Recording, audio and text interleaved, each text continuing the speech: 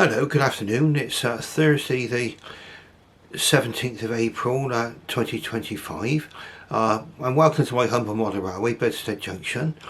Now, I've taken this as an opportunity to shoot this video. It's a new locomotive which I've just obtained, which you'll get to see quite shortly, and it's one I've been after for some time, and it's obviously seeing one at the right kind of seller that I'm used to and the right price, and it may be a surprise to some, but we'll have a look at that quite shortly. Now, I've not made any videos recently because I was hoping to get this content up together, and here I am now, ready to go. I did have a rotten cold quite recently. That's all gone now, so I can get through a video without sneezing all over the screen, so that should be good. Now, without any further ado, we're going to look at the model in question. Now, this is the first time I've taken this out of the box. Well, you'll be seeing this first. You'll be seeing this for the first time, and so will I be. Okay. So, without any further ado, I'm going to turn the camera around, and then we'll have a look at my usual viewing area, and we'll see my new locomotive. Okay. Right. So first things first, we'll take a quick look at the box itself, and it's a North British Class 22 locomotive, BR Green D6327, BR Green with amended peak yellow panel headcoat discs.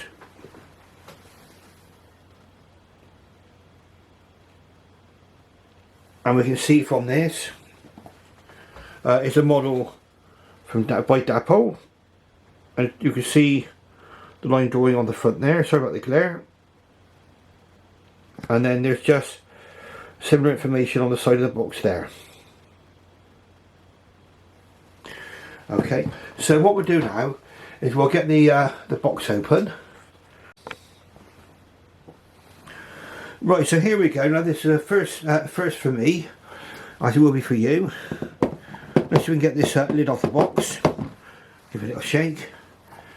There we go. And I bought this second hand from the Model Railway Emporium. And they would give you one of these locomotive ID cards.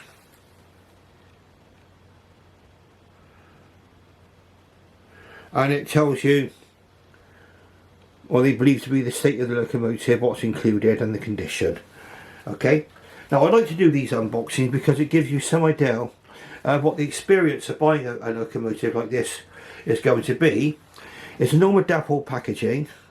And this, I mean, when Dapol started this packaging, they were way over and above what other manufacturers were giving us. Locomotives well protected here. And you'll see it's quite a small locomotive.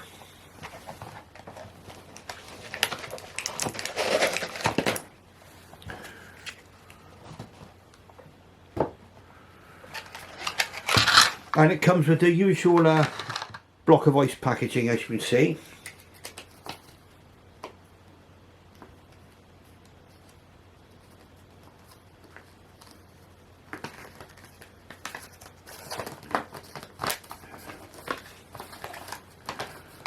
And we got a instruction leaflet which came with it. That's Dapol, a nice bit of colour on there as well. And that gives you some background. We'll have a look at that in a moment. There's a picture of the locomotive as well. Gives you some idea of what to have.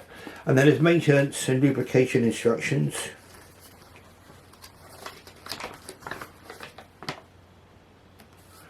And inside, all nice and colour, booklet there as well. Telling you about DCC fitting and everything else. Quite nice there.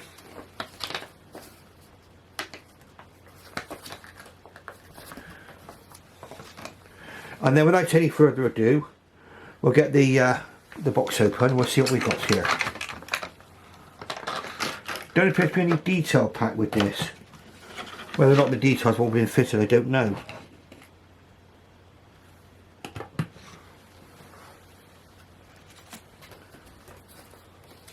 I'll have to check the description about that. Maybe the details have been fitted.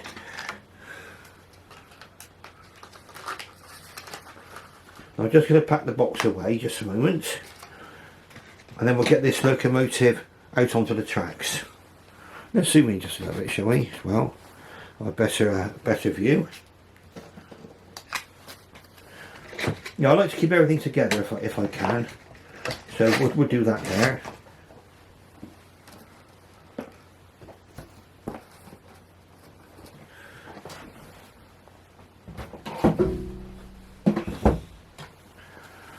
Right, so the next time you'll see this locomotive, it'll be on the track. I'll be giving it a little test, and we might have a little talk about the history of it. Okay, so let me just stop the camera. Now this isn't something which I've had to record at the end of the video, but I'm going to tack it on to the beginning for you. I thought that we may have been missing the detail pack. Okay, apologies. There, look, it's in there, look, see, there, and then turn the box round. The detail pack's in there down the sides. I didn't notice that at first. That's my fault. And so I can show you the detail pack, what's included.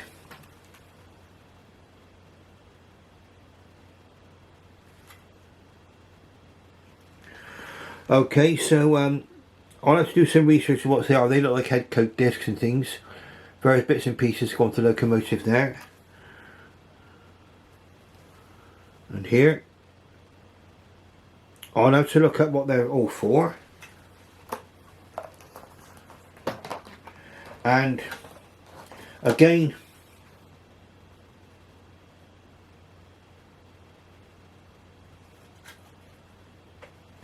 all kinds of goodies in here. Okay, so that's your detail pack, and it looks like there might be resealable containers, and if that's the case, that's definitely a massive step forward. So that's where the detail pack is on this particular Dapol locomotive. Right, so let's give this a go.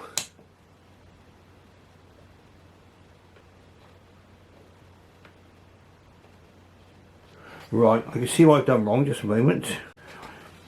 A slight technical hitch there. I will tell you my schoolboy error in just a moment.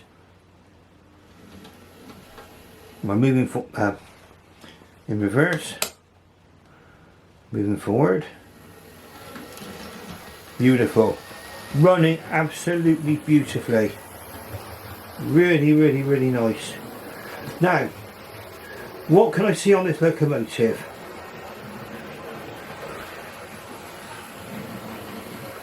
Lights on the front, and then also a light on the rear, and that is coming on with DC. That's my little combi controller there, doing all the heavy lifting there, power wise.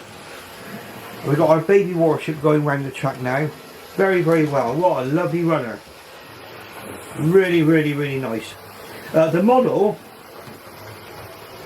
felt quite durable when I took it out of the box. Quite a nice bit of weight to it. And really, if I'm being honest, this is a real step forward model wise. The rear light is quite correctly red, and the front lights are in white. So let's just quickly turn this around a moment. Let's slow down. We'll turn around the other way. Yeah, and you might not be able to see this, but the light, there you can see the rear lamp now has gone red.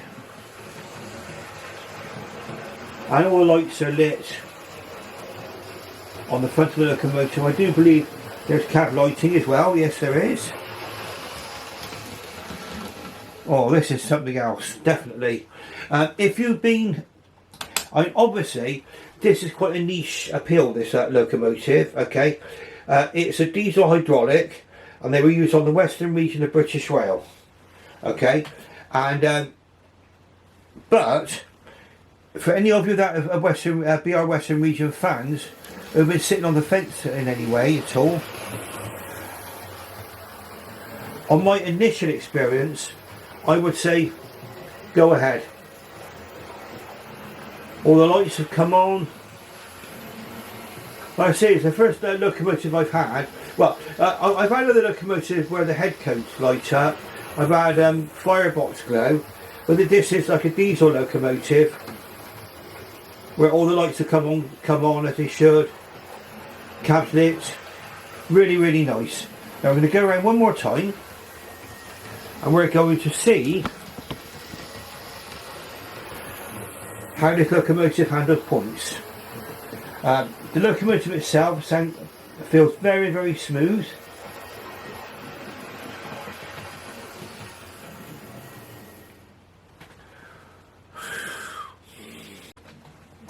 Right, now I've just had a sip of my coffee. Now for those of you who are interested in the mug of the day, it's I'm retired, now go and ask somebody else. One of the benefits of being retired. What's the cleaver side of the mug there? Ooh. I'm retired and I go and ask somebody else. I was given that on the day of my retirement. Now, let's go forward.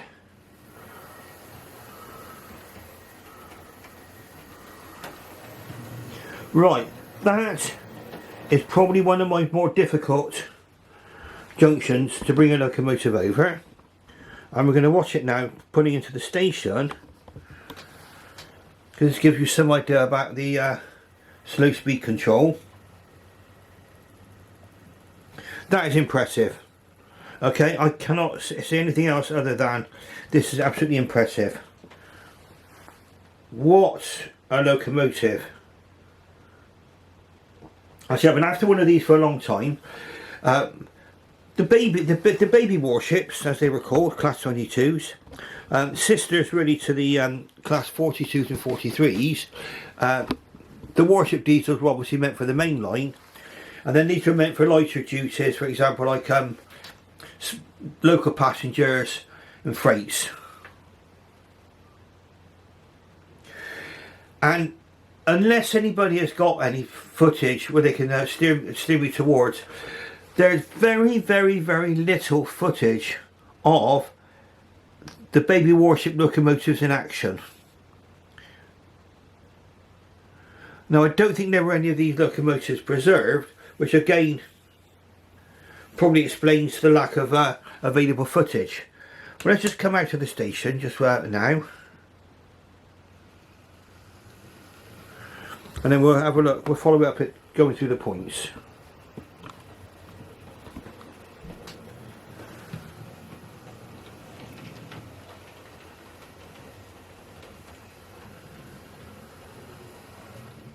I have no reason, I don't think there's any reason to carry out any further tests.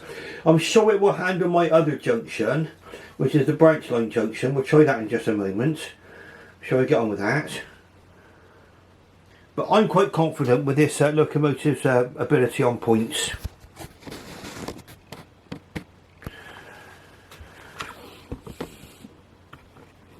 Now the next time you'll see this locomotive, I'm going straight to it. I think we're going to put a train on, and then we'll have a little talk about the actual history of the locomotive,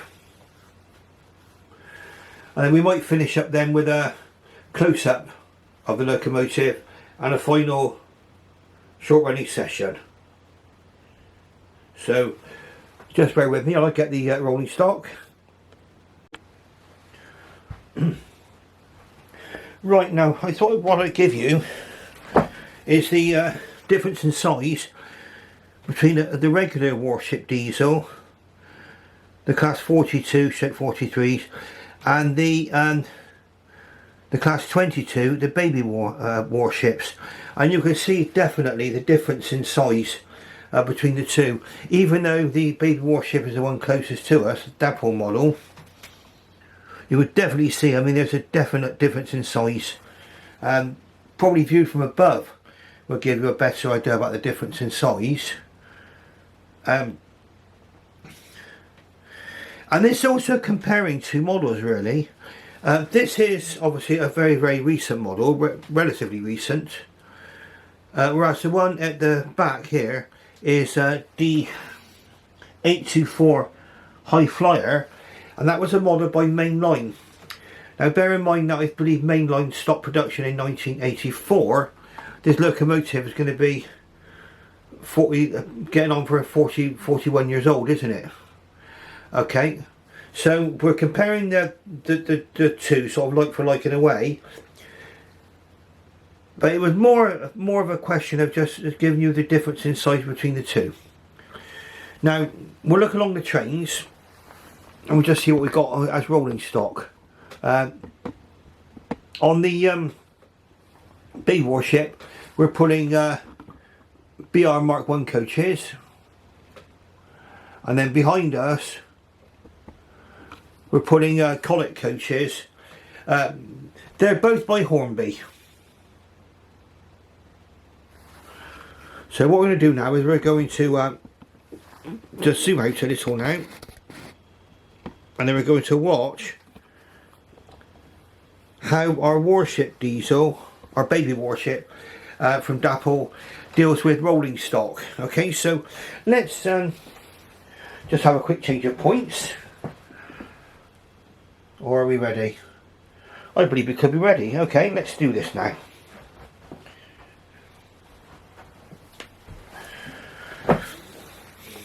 Just go into reverse.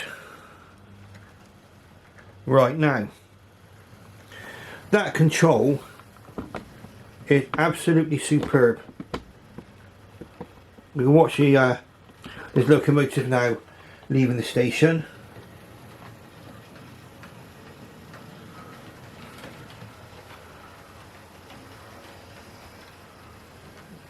That,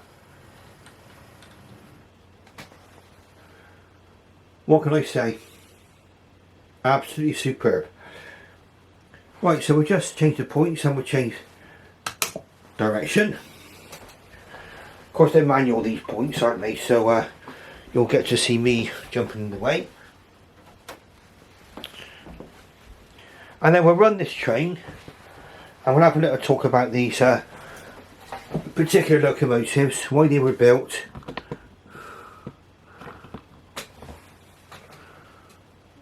for the western region of British Rail. Now that, again, putting the rolling stock, really nice.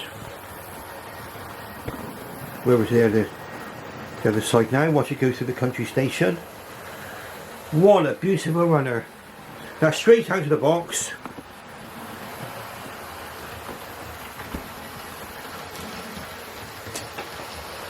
And we're going to take a look at the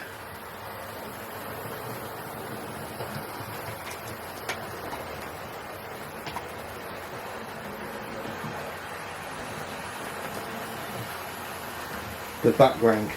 Okay, so it doesn't give you a huge amount of information, but probably enough just to get us through. So I'm going to read directly from the sheet, more or less. Unfortunately, none of the 58 built 63 XX Class 22 locomotives that were built from 1959 to 1962 survived into preservation, with the last one being withdrawn in 1971. So they have basically ran on our tracks for about a decade.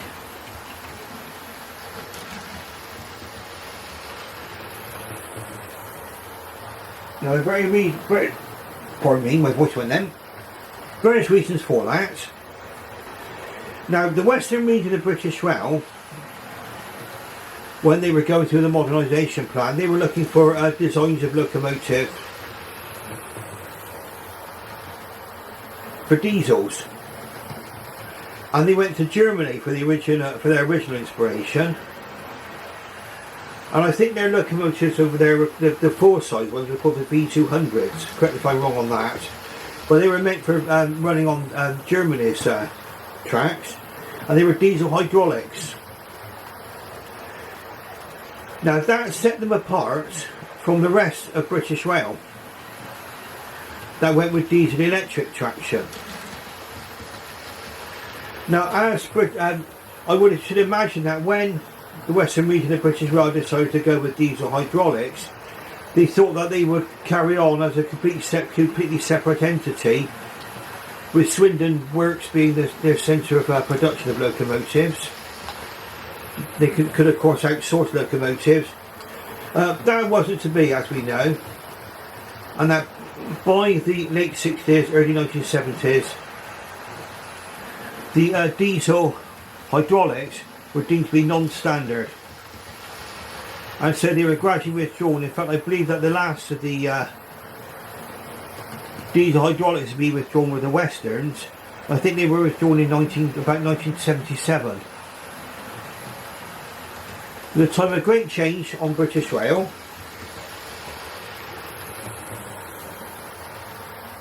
Now, because the western region of British Rail were out on the limb with these locomotives, yes, they did find them declared as non-standard and were withdrawn.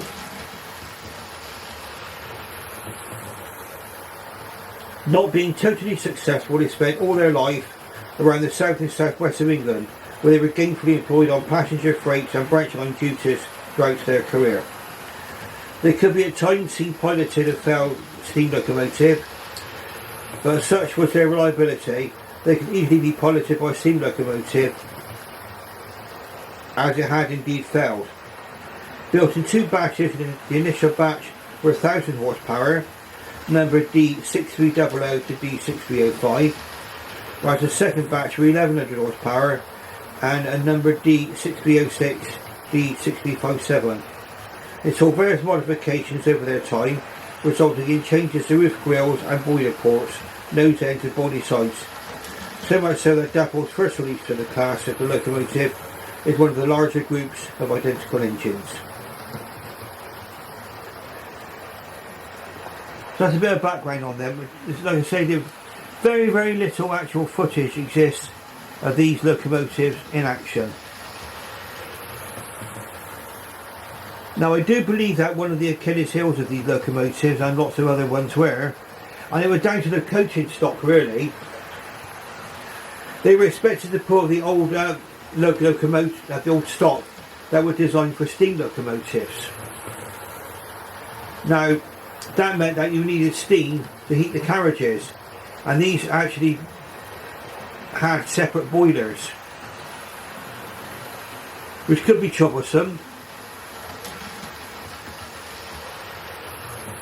Of course, eventually with their later rolling stock, that was electrically heated, and they had no need for the boiler to be fitted into the locomotives, and they were actually removed from all of them. On the other diesel electric locomotives, I believe that these diesel hydraulics didn't survive long enough for that.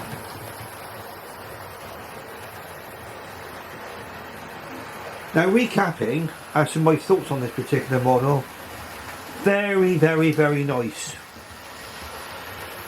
It's handling points really well. It's putting this rolling stock really well. I know it's only 3 coaches, but I think there would be more than enough power to pull a heavier train.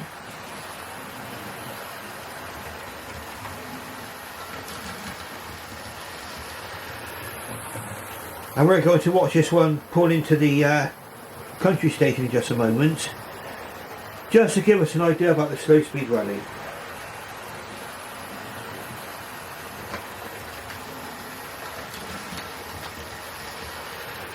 And it's a pity that none of these locomotives actually found their way into preservation. Some of the warships, full-size warships, and the Westerns found their way into preservation, but unfortunately none of these. I would have loved to have seen one of these locomotives actually in action. Now we're going to slow down. We're going to look at our country station over there, and we're going to pull the locomotive into the station just to see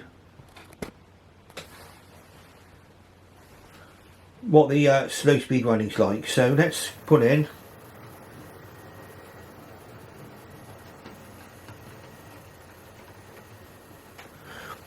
Right, so that's with the controller. I don't need to even touch the controller. It's running consistently. Very, very nice.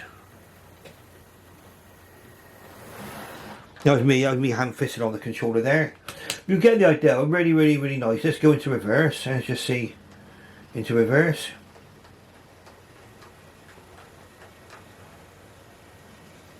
Really nice. Now, even though it won't fit, I'm going to take a chance and try the Nightmare Junction. This one's been the stumbling block for a few of my chains. And let's just see if we can put into this station. So this is a right hand point going into a left hand point. Well, first of all, try going straight on.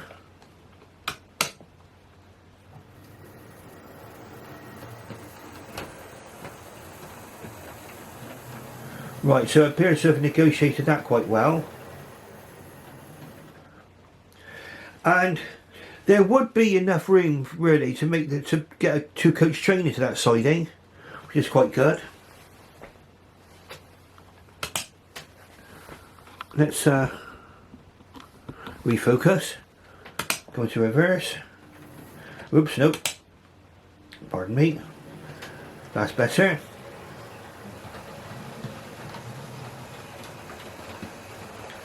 Right, so that trundled over that point very, very well. And this one, I would only generally send branch line trains over. We'll give it a go.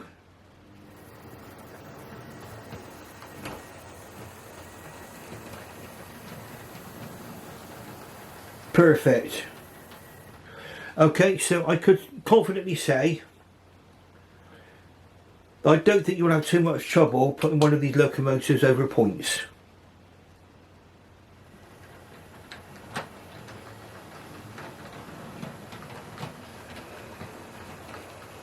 That trundled over all the points very, very well.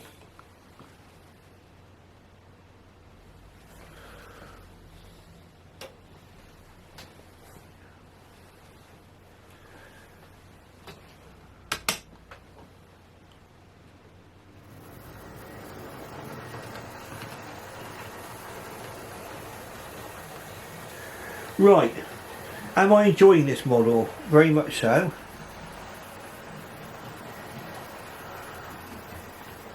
I do believe this is my first Dapol diesel locomotive. Let's go back round here where we've got the train now. There's a level crossing, that's pretty dramatic shot, isn't it? It can be. So let's run it through there now. Now, let's see if we can turn the lights off and we can see the lights a lot better.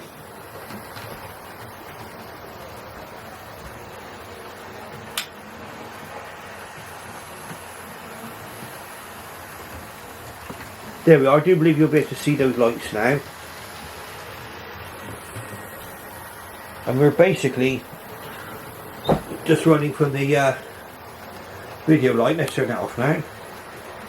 And now my camera, there you can clearly see the lights are shining really well.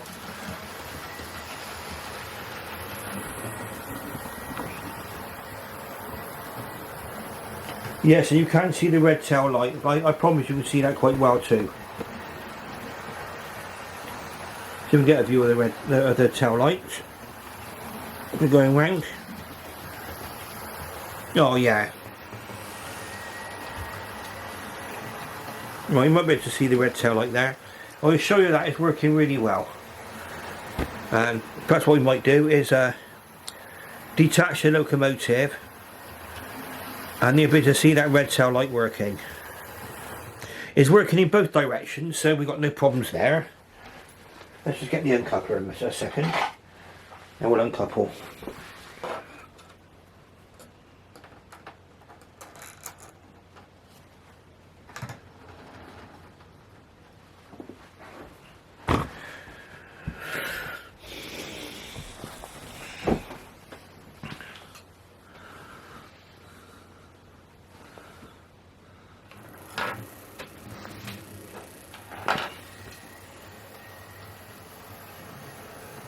Now you can see the red light clearly there, can't you?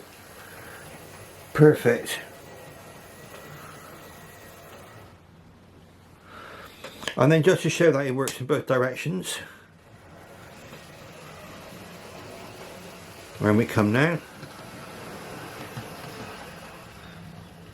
and then if I was to bring the camera around here, and then we'll just see.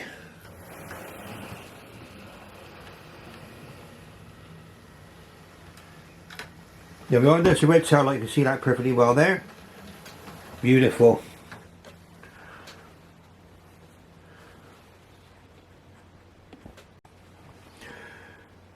Okay, so this is the locomotive up on the Lazy Susan now.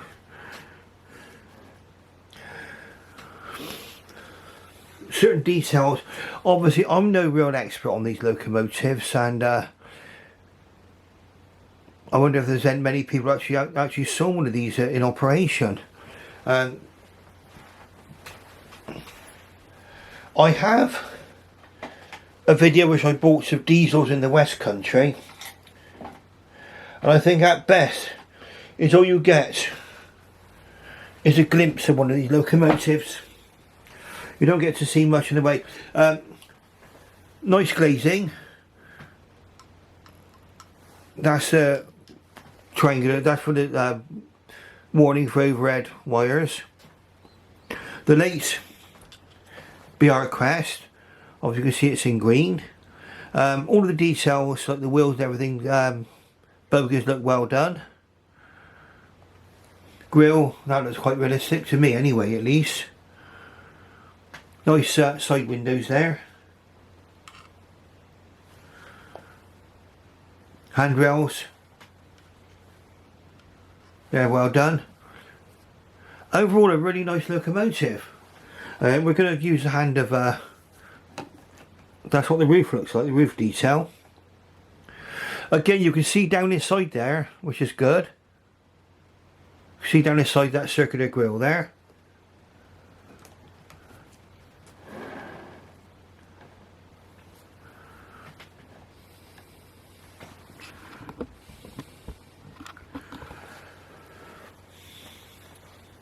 I suppose the question you'll be asking here is, sprung buffers, yes, that's something we can tick off.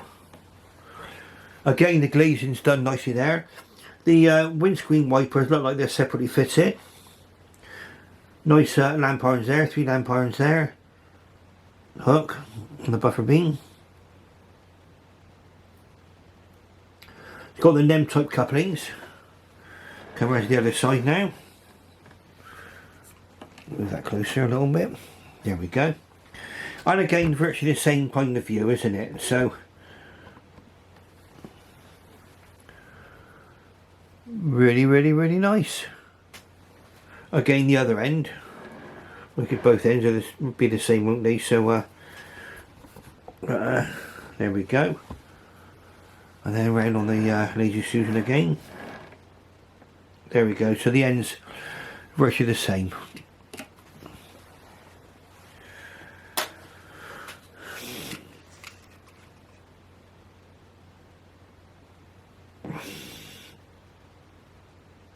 No traction tyres underneath, anything like that, so it's running without traction tyres. And I will say it feels quite heavy, this locomotive. Very nice.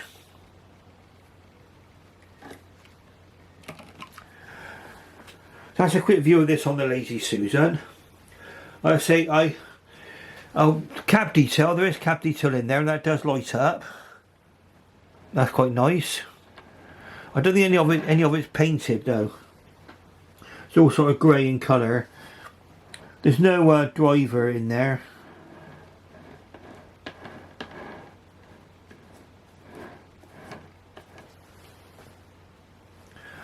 But very nice. Now the last time you'll see this locomotive, we're back on the track.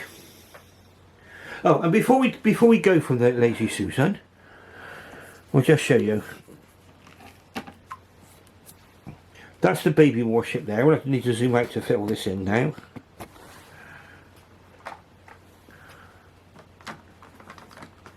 And that's a regular Warship high flyer. So you can see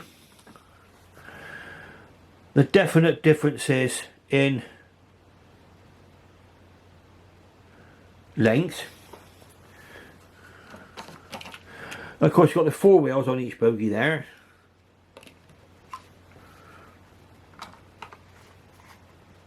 and on here. Difference between the older model, the main line, you've got traction tyres here. But you can forgive that for a model made in 1984. When the mainline models came out, they were way ahead of anything else. In fact, I still believe that this locomotive, even after all this time, is still a very, very nicely detailed locomotive, the mainline one. Here we go. So let's have a little running session then, and then we'll finish off.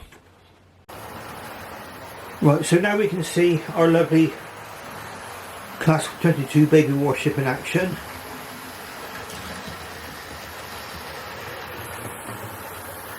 And as an idea for future videos, and I think I may have covered this in the past, but now that we've got another locomotive, we can talk about it a little bit more perhaps. The transition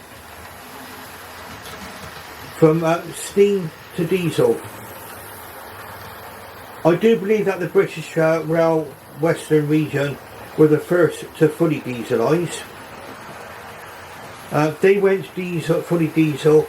It was originally designed to be going fully diesel at the end of 1965, but the Western region of British Rail had control of the Somerset and Dorset Joint Railway, and there was a problem with buses in the local area, and so steam had to linger on the Somerset and Dorset for another 3 months, and then that was when steam was finally eradicated from the Western region of British Rail. But really, in effect, D-Day or Dieselisation Day was designed to be at the end of 1965.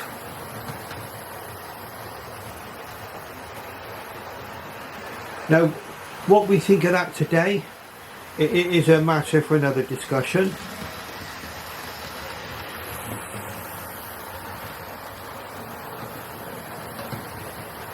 We're going to do a running session as well. I'm going to be running the High Flyer and our Baby Warship as well.